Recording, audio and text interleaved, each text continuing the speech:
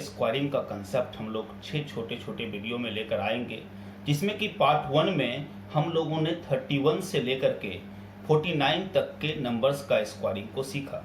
जैसा कि पार्ट 1 में आपको बताया गया था कि 1 से 30 तक का जो स्क्वायर है, 1 से 30 तक का स्क्वायर आपको याद रखनी है, और उसके बाद 31 से लेकर के और 999 तक के स्क्वायर को हम लोग जस्ट बाय ट्रिक कैलकुलेट करेंगे।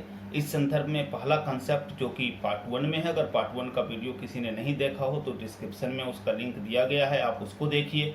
1 से 30 तक का स्क्वायर आपको याद करना है। 31 से 49 तक के स्क्वायरिंग को पार्ट 1 में सिखाया गया था। इसके अलावा जितने भी 50 बेस्ड नंबर्स हैं, 50, 500, 5000, 50,000, 5 लाख, 50,000, इस सबसे लेस वाले नंबर्स को भी आप पिछले वीडियो में सिखाया गया था। इस पार्ट में हम लोग 51 से 80 तक के नंबर्स का स्क्वायरिंग निकालना सीखेंगे। जैसे square of 51 means 51 into 51, and really it's a difficult task to just calculate the answer of 51 into 51। अगर आपको कोई डायरेक्ट बोलता है 51 गुना 51 क्या होगा, तो ये करना थोड़ा मुश्किल है। तो आप जस्ट सोचो कि how much it is more than from 50।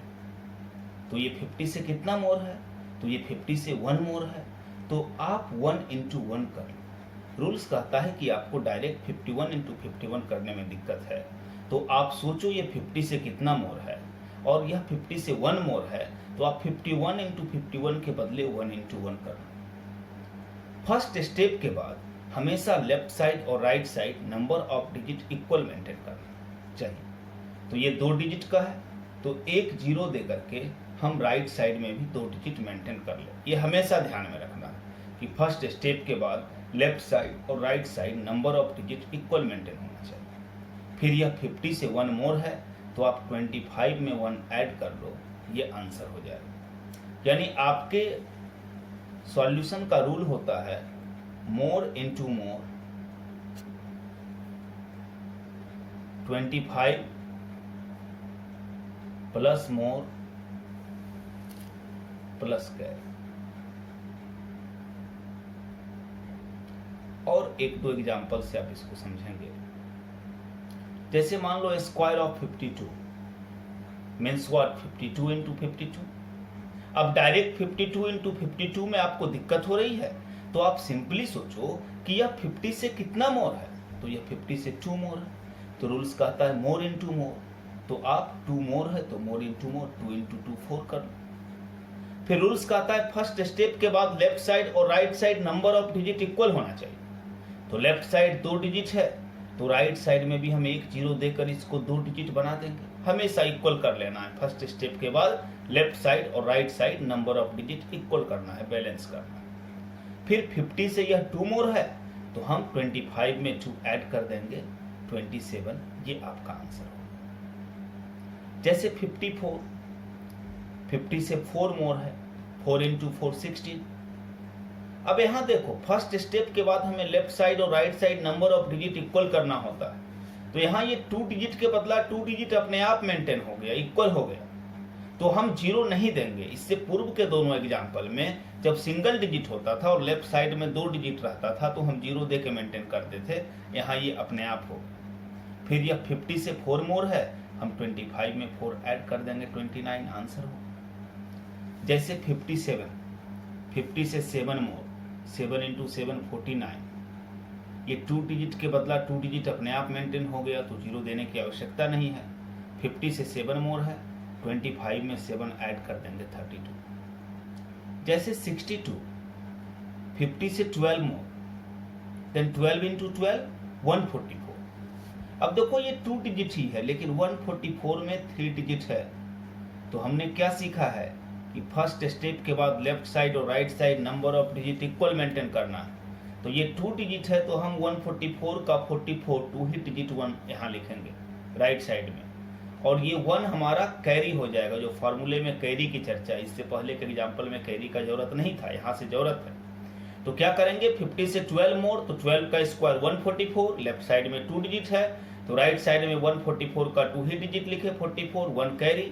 50 से 12 मोर है, 25 में 12 ऐड कर दिया 37, और इस 1 कैरी को भी ऐड कर लेंगे 38। जैसे और एक एग्जाम्पल ले लीजिए, जैसे एज फॉर एग्जाम्पल 64, तो 50 से 14 मोर है, 14 का स्क्वायर 196 का 96 लिखेंगे, 1 रह गया कैरी। 50 से 14 मोर है तो 25 में 14 जोड़ देंगे 39, और 1 कैरी 40। जैसे मान लो 79, 50 से 29 मोर है, 29 का स्क्वायर 841 का 2 डिजिट 41 लिखेंगे, 8 कैरी रह गया।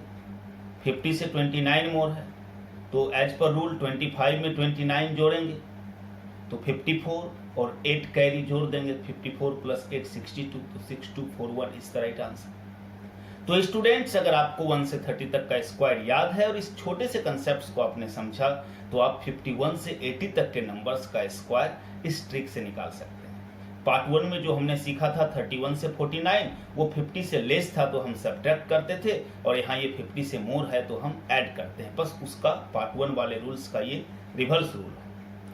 अब पार्ट 1 में भी हम लोगों ने एक सब थ्योरम की चर्चा की थी कि मैथमेटिक्स में अगर किसी रूल्स को थोड़े बहुत चेंज करके अन्य जगहों पर इस्तेमाल कर लेते हैं तो उसको कोलरी या सब थ्योरम कहते हैं। तो अभी जो रूल्स आपने सीखा 51 से 80 तक के स्क्वायरिंग को निकालने के लिए, इस सब में हमने क्या किया है, 50 को बेस माना है। थोड़ा सा हम लोग हेडिंग्स को बदल के यूं करते हैं कि for square of numbers,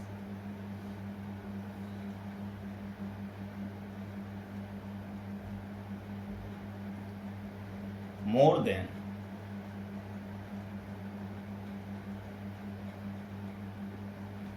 50, 500, 5,000, 50,000, 5 lakh, 50 lakh, है ना। अगर हम इसको ये कर दें हेडिंग को कि 50, 500, 5,000 आदि से बड़ी संख्याओं का वर्ग, अगर ये हमें निकालनी हो, अगर ये आपको निकालनी हो तो क्या करेंगे। तो देखो, बहुत छोटे से अंतर, जो अभी जो नियम हम लोगों ने सीखा उसमें एक छोटा सा अंतर करना है। जैसे हम लोगों ने यहाँ 51 से 79 तक सबको सोचा कि 50 से कितना है। मान लो आपको कोई दे दिया स्क्वायर ऑफ 501, तो आप बिल्कुल उसी तरह सोचो ना, बस वो 2 डिजिट था, ये 3 डिजिट हो जाएगा। वहाँ हमने सोचा ये 50 से कितना अधिक है, यहाँ हम सोचेंगे ये 500 से कितना मोर है, तो 1 मोर है। रूल कहता है मोर इंटू मोर, आप 1 इंटू 1 कर लो। फिर फर्स्ट स्टेप के बाद लेफ्ट साइड और right side number of digit equal करना था, तो ये 3 डिजिट है तो आप 2 जीरो दे के मेंटेन कर दो। फिर ये 500 से 1 मोर है तो आप 250 में 1 ऐड कर दो। ये 250 कहाँ से आया, तो जब हम बेस को 50 ले रहे थे तो हमारा कांस्टेंट 25 था। इन सारे नंबर्स में हम 50 को बेस ले रहे थे, 50 से कितना मोर है। तो जब बेस हमारा 50 है, जब बेस हम 50 ले रहे हैं, तो जो हमारा कांस्टेंट टर्म हो रहा है वो क्या हो रहा है, 25। तो इसी तरीके से जब बेस हमारा 500 होगा तो हमारा कांस्टेंट टर्म 250 होगा। जब बेस हमारा 5000 होगा तो हमारा कांस्टेंट टर्म 2500 होगा।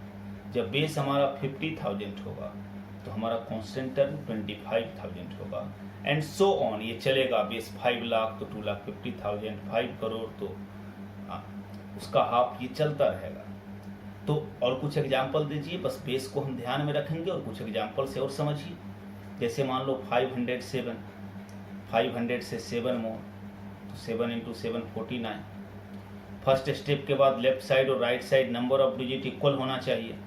3 डिजिट है तो 1 जीरो देके आप इसको भी मेंटेन कर दो। फिर ये 500 से 7 मोर है तो 250 में 7 ऐड कर दो, ये आपका आंसर हो।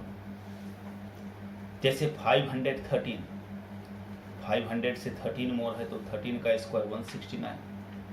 3 डिजिट मेंटेन हो गया। फर्स्ट स्टेप के बाद लेफ्ट साइड और right side number of digit equal होना चाहिए। फिर 500 से 13 मोर है तो 250 में 13 आप ऐड कर दीजिए। और कुछ बड़ा नंबर लीजिए, मान लो 5008, 5000 से 8 मोर तो 8 का स्क्वायर 64। फर्स्ट स्टेप के बाद लेफ्ट साइड और right side number of digit equal maintain होना चाहिए, तो ये 4 डिजिट है तो हम 2 जीरो दे के मेंटेन कर दिया। फिर 5000 से 8 मोर है तो 2500 में 8 ऐड कर दिया और आंसर हो गया। और बड़े नंबर लीजिए, 50,000, 50,000 से 15 मोर, 15 का स्क्वायर 225, ये 5 डिजिट है, 2 जीरो दे के हम मेंटेन कर दी। फिर 15,000 से 15 मोर, तो 25,000 में 15 ऐड कर दिया और ये आंसर हो। इस सीक्वेंस को जितना दूर ले जाना है, 5 पर 0 वाले जितने बड़े नंबर्स के लिए ट्राई करना है, आप ट्राई कर सकते हैं। तो स्टूडेंट्स, ये था स्क्वायरिंग ट्रिक का पार्ट 2। फिर से मैं कह दूं, पार्ट 1 में हम लोगों ने 31 से 49 तक का ट्रिक सीखा था, साथ ही 50, 500, 5000, 50,000 इस सब से लेस का, और यहाँ उसका इन्वर्स कि हमने 51 से 80 तक का सीखा, और जितने भी 50 बेस्ड नंबर्स हैं 50, 500, 5000, 50,000 उस सब के मोर का हम लोगों ने स्क्वायरिंग सीखा। इसके अगले पार्ट में हम लोग 81 से 99 तक का स्क्वायरिंग सीखेंगे। इसके अलावा 100,000, 10,000 से लेस वाले नंबर्स का स्क्वायरिंग के सारे ट्रिक्स 6 छोटे छोटे पार्ट्स में बने हुए हैं, और हर के डिस्क्रिप्शन में बाकियों का लिंक दे दिया जाएगा। तो अगर इससे पहले आपने पार्ट 1 नहीं देखा है तो वो देखें, और पूरे स्क्वायरिंग के कंसेप्ट को समझने के लिए जो इसका सारा 6 पार्ट है, सभी 6 पार्ट्स को आप देखें। Thank you.